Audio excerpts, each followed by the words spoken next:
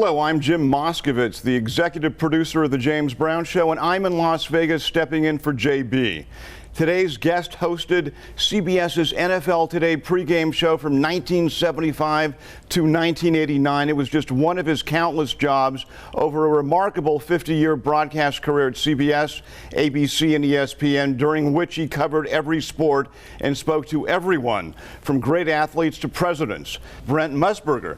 How are you doing, Brent? I'm fine, Jim. How are you? It's so fascinating, your career, and from what I've read, you had an initial interest in baseball, and you actually played with Dave McNally, or in the same league as Dave McNally.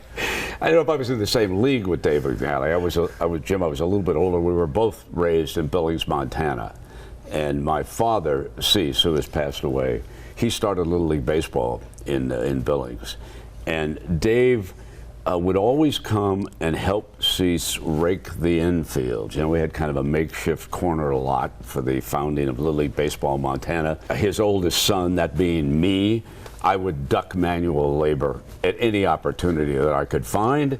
But here would come Dave with his black Labrador, and he would help Cease rake the infield. We never forgot it. Dave, of course, went on to become a great pitcher with the Baltimore Orioles. So when he would come to Chicago, I was working for the Chicago's American and WBBM. We would always get together, and I covered the White Sox for several years. So I would go into Baltimore, Earl Weaver and all the older managers, Brooks Robinson, Frank Robinson back in the days. Yeah, I was all about baseball, to tell you the truth. But when I moved over to television, the sport that translates better to television clearly is football.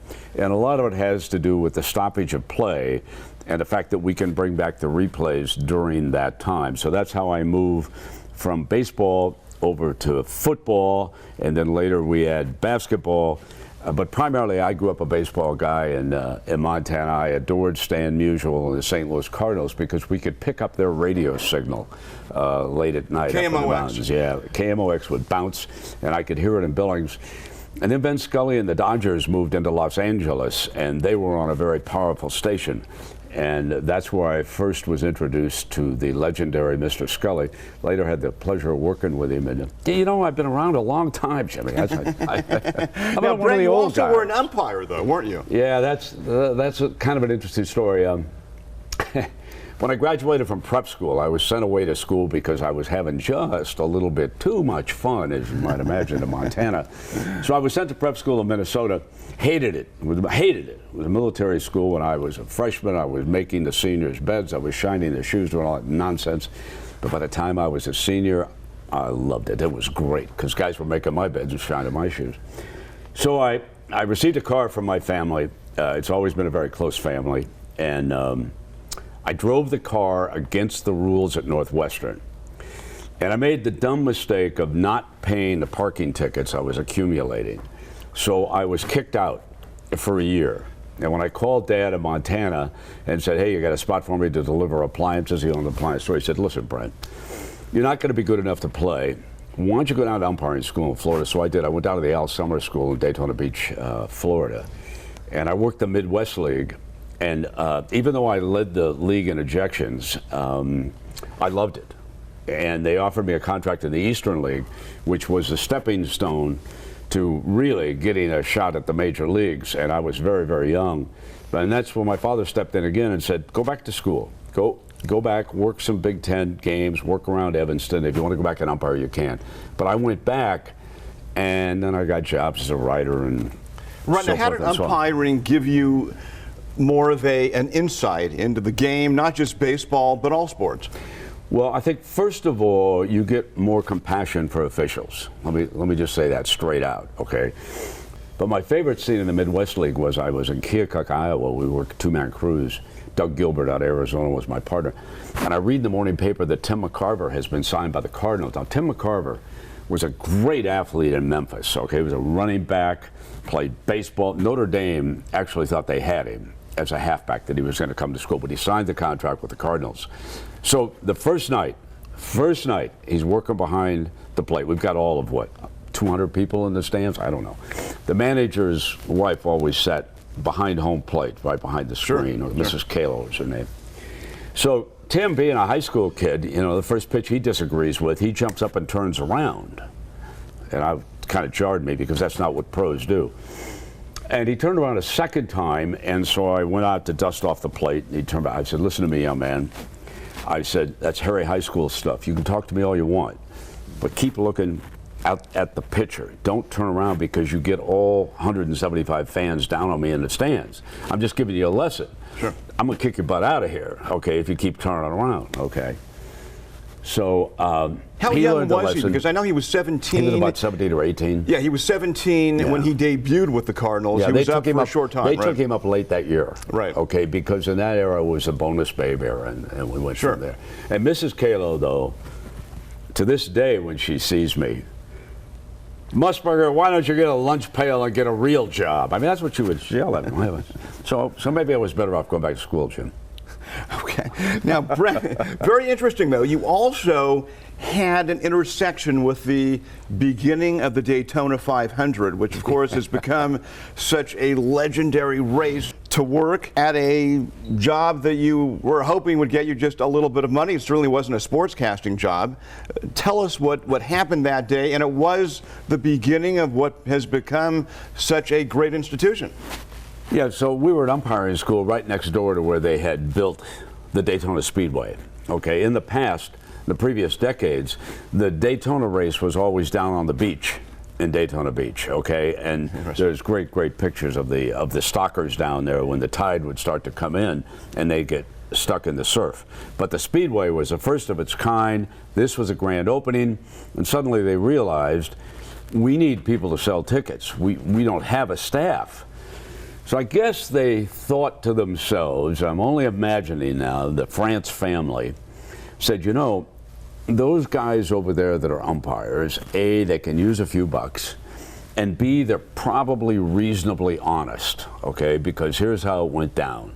We showed up 6 o'clock the morning of the race, okay? And when I went over to the Speedway, I noticed that the cars, they had built the infield tunnels. There were 2 of them. And I noticed the cars were lined up way, I couldn't even see to the end of it. So we walked in, there were about 6 of us, and they gave us a gunny sack. It's a gunny sack now, okay? There were no tickets. And they said, listen, we want you to charge $3 a car and $1 a head.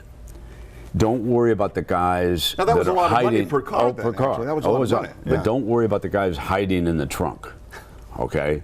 We don't have time to have everybody open the trunk. Just get them in. Okay. So we go out, and guys are throwing dollar bills, and some would throw a 5 and make change for them. You would fill the gunny sack up, and you would turn and walk back. There was a block house behind us. And you walked in, and Mrs. France herself was in there in charge of counting the money. And as the day wore on, I have to tell you, I've never seen so much cash in my life. We would dump the gunny sack on the table, and they would immediately wrap it in $50 or $100, whatever they packaged the ones in that time. And I kept walking back and forth throughout the day with gunny sacks full of money, and of course, it just kept stacking up, and then they kept piling it over there, and obviously they had security back in the time. But again, when it was over, they said they paid us each, I think, $50, as I recall. And they said, hey, go on in and watch the race, okay? I had not grown up around cars. I'd never been involved deep into racing, but I go in. And Richard Petty's father, Lee Petty, in those days, they really drove stock cars. I mean, they were not the tricked out cars that you see now. Those were no real limits stock. on those you cars. drive them out of a dealership and you go ahead and fix it up any way you want. He was driving a white Oldsmobile, and there was another driver by the name of Jim Beauchamp who was in a Thunderbird. And they go head to head about the last 50 miles. It was really exciting to be in there, walking around. You know, we had the run of all the infield, get up very close to the track. They come down and they come off turn 4 at Daytona, and I can't split it. And they hit that finish line, and I could tell that no one else could either, okay? They hit it simultaneously. So they award it to Beauchamp, okay? And the next day, someone, I don't know if his name was Zapruder or what, but anyway, somebody had a home movie camera at the finish line, and they gave it to Lee Petty. They reversed the order the next day. They had no photo finish equipment in the first year there. We'll be back with Brent Musburger after this.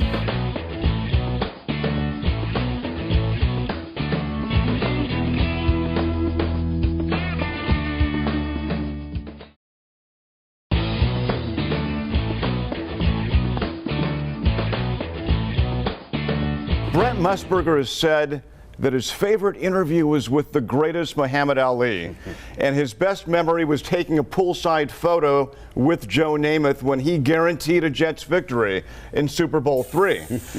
Brent, tell us something about your experiences with Muhammad Ali. You know, I'm not so sure I would have gotten a job in broadcasting, to tell you the truth, without Muhammad Ali. I was a freelancer. I was both writing, and then I would help out in the radio station. They had just gone to all news. Occasionally, they would give me a 10-minute block to deal with. And so I said, you know, I'll go down, I'll interview the champ. I went down, he was married to Belinda at the time. He had converted. He was a black Muslim. And I went to the door, and I knew that there were two guys packing who were welcoming me in. One opened the door, had his suit on. One was standing at the end of the hall. Could not have been nicer, okay?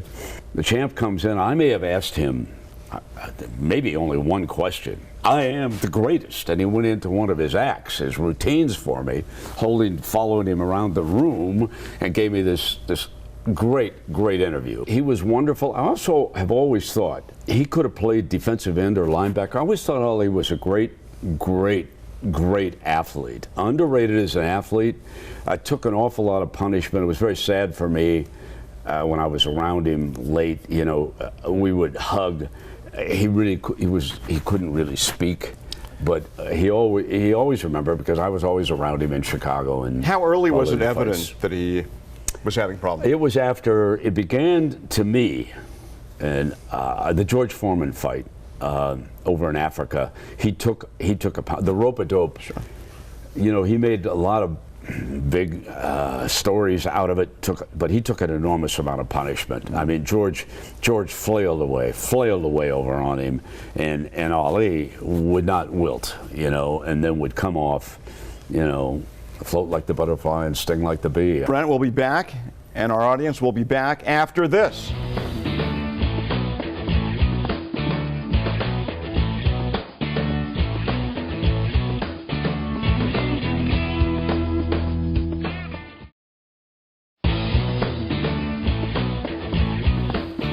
We're back with Brent Musburger. Brent, we're talking about some very interesting moments here in sports. We just discussed Muhammad Ali and his re-entrance into the world of boxing, but we also touched on Joe Namath, and I know that you had a very interesting relationship with Joe. Yeah, Broadway Joe. So back in the 60s, when the Jets made their incredible run to the Super Bowl, and we were all down in Miami. I wasn't making much money at the time. Arlene, my wife, was with me, and so we went to the country club. I think Dave Anderson of the New York Times was with me, and we went out because Joe was being honored. It's either Wednesday or Thursday of Super Bowl week, and I've always been amused at how it's portrayed today, what he said that night, and that's when he guaranteed the victory. But it wasn't some flamboyant, bragging quarterback from New York. It was more a matter-of-fact, throwaway line. You know, just his normal tone of voice. We're going to beat Baltimore, I guarantee it. And it was not. He was not pounding the table or doing. In fact, Dave Anderson didn't even update the story in the New York Times that night. He didn't even follow the story. It wasn't until the next day that it started to make the rounds, and then it became exaggerated. Okay, now we come to Friday. And the Jets were staying at a hotel, I can't remember the name, up in Lauderdale. So a group of us drove up there wondering if we could speak with him, you know? Speak with him. We went out back to the swimming pool, and he's in this Chase Lounge, stretched out. The only photo I ever asked an athlete to autograph was the one. There's a lady up over his corner asking for an autograph. And we've got Cy Burek from Dayton. He's got a newspaper up over his head. You got Jerry Green from Detroit is in the picture. Ray Sons for the Daily News. I'm there in my Converse. Ed Ingles, the radio. It's all in the photograph, okay? And there it was, you know, 48 hours before kickoff. And there he is talking to us. There were no PR people around. It was unfiltered. And we had an interview with Joe Namath. The photograph shows how times have changed. You couldn't get close to the hotel now. And Sure. They all come to very formal press conferences. But that was back in the day, Super Bowl III. Super Bowl I, I still have them in a box. Pete Rozelle gave several of us tickets to Super Bowl I to give away to people. There were $25 tickets. Nobody wanted them.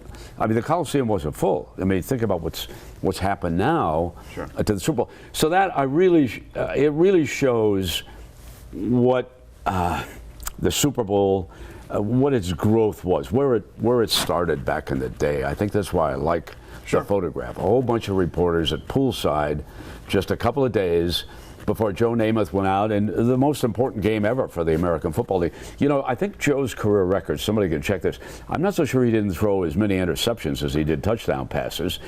He doesn't have outstanding statistics, but no one has a victory any more important to the league than what Joe Namath had in that Super Bowl.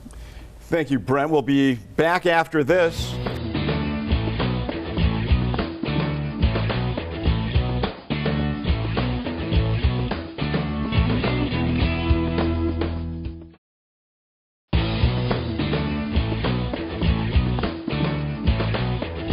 Today, Brent Musburger not only does radio play-by-play for the Oakland Raiders, but also is the lead broadcaster and managing editor at Vegas Stats and Information Network. In fact, Brent is wearing a cap for that very company. Brent, tell me what you're doing today here in Las Vegas. Well, we have a broadcast studio. Michael Gahn, one of the sons of one of the founding fathers of sports gambling, really, built us a studio down at the South Point Sportsbook, right adjacent to it, $1 million studio. And we broadcast, we stream it, vsin.com, broadcast it on Sirius XM 204. And as we started it, the Supreme Court came and allowed other states to come in and legalize sports betting, is what they did. So the growth of the industry. I don't think it's any surprise to anybody that I have always felt it should be legalized, obviously, it should be policed, and obviously, we've had incidents, especially in basketball, which is much easier to corrupt because there's fewer people involved in a game than in football. There are indications that back in the day, football games were tampered with, but the bookmakers are not the villains in this, at all. They want an honest game because they're not paid one side versus the other, although we always know there's an imbalance in it. But the vigorish, or the interest on the bet, is how the bookmakers always tend to make a profit, and their profit ranges, I guess, 5 to 6%. It's a little bit smaller than a lot of people think it is from month to month. But I always thought that, listen, it's especially with the National Football League.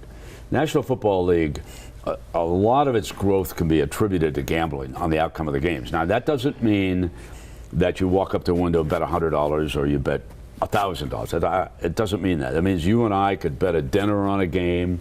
One of your friends someplace else could have a dinner on a game. People like taking a chance. If you were to say... And at CBS, you were aware of that when Jimmy the Greek Snyder was your...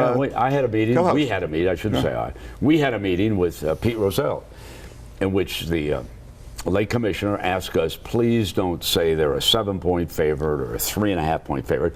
I knew that Pete knew gambling because I ran into him at racetracks all the time. So I knew he knew all about it. So that's how we devised that checkboard with Jimmy the Greek, and then people could make up their own mind if he thought the team was going to cover the 7 or not, and we went from there. Hey, I've always been aware of it. I now live in Las Vegas for the second time. I've been in and out of the city, and I'm delighted that New Jersey, for example, has legalized it. They will go past Nevada. I think it should be legalized throughout the United States.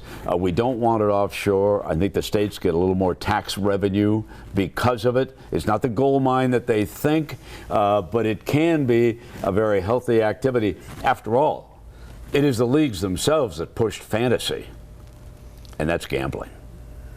Thank you so much, Brent, for being our guest on the James Brown Show. And please tune in next week for another edition of the James Brown Show.